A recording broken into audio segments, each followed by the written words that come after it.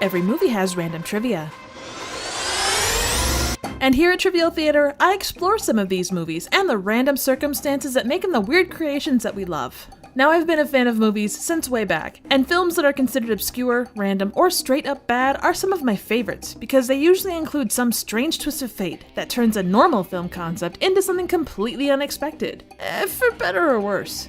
If you thought the weirdest thing to come out of the Twilight series was 50 Shades of Grey, well, you're in for a shock. This is The Last Vampire on Earth. Based on the quote book, The Last Vampire on Earth, what it you found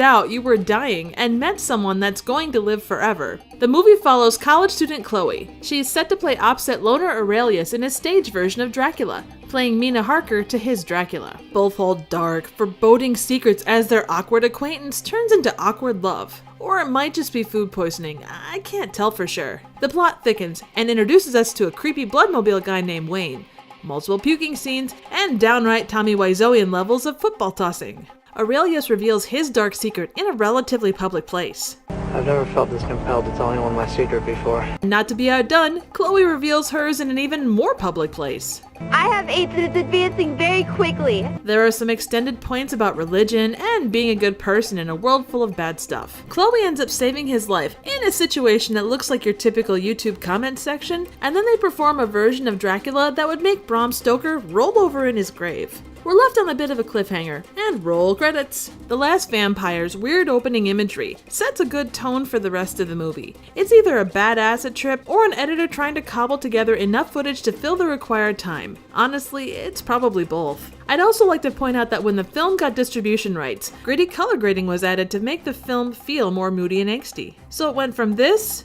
to this. To say this movie makes Twilight look like a deep, emotionally driven romance is an understatement. Edward and Bella smolder compared to Chloe and Aurelius. I have no doubt that our lead actors tried their very best, but this scarf has more range. In fact, I think it may be the emotional heart of this movie.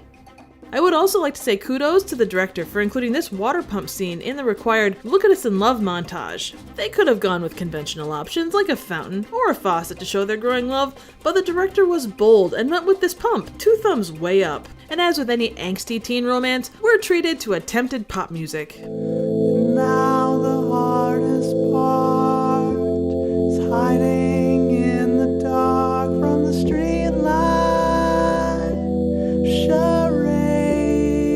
That's nothing compared to the dialogue, which goes to show that there is no part too small to have a completely screwed up line that still makes it into the movie. I think it may actually be my favorite part of this experience. I'm happy with my part. I've always wanted to play a sultry female vampire.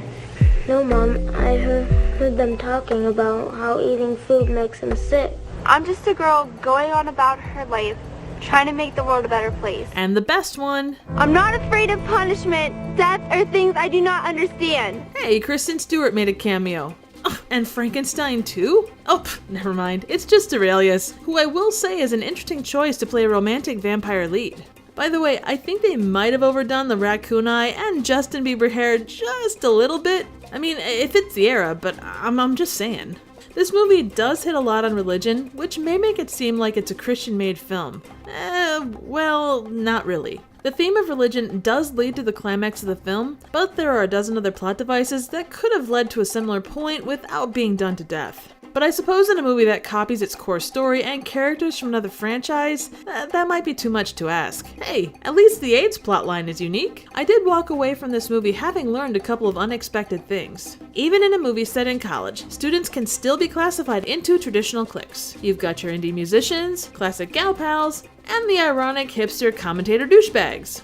If you toss about $30 at a bloodmobile driver, you can get up to 5 gallons of blood delivered to your home at no extra charge. Also, the perfect pour applies to things other than Guinness. Most importantly, you can keep a major disease like AIDS secret from your family because who needs to worry about insurance? Since this is a vampire movie, I tried to decide if The Last Vampire sucks or bites. And since we only get one real instance of biting in the movie, I'm going with the fact that this movie truly does suck. This movie does have a lot of funny bad elements to sink your teeth into. They especially have the dead-eyed acting down pat, but there's a surprising amount of things that just left me bored. The Last Vampire on Earth rides the line of good-bad, but the fact that there's a book the movie is supposedly based on, most likely to give it a little bit more Twilight cred, keeps it on the good-bad side. If The Last Vampire is up your alley, director Vitaly Versace does have a range of low-budget movies available to watch for free on YouTube, including his version of Jungle Book and Psycho. So The Last Vampire on Earth. The best thing I can say about it is that it's still more compelling than the 50 Shades franchise. So what do you think? Any suggestions for movies, trivial questions, comments, ratings, and an epic game of football would be greatly appreciated. Thank you so very much for watching.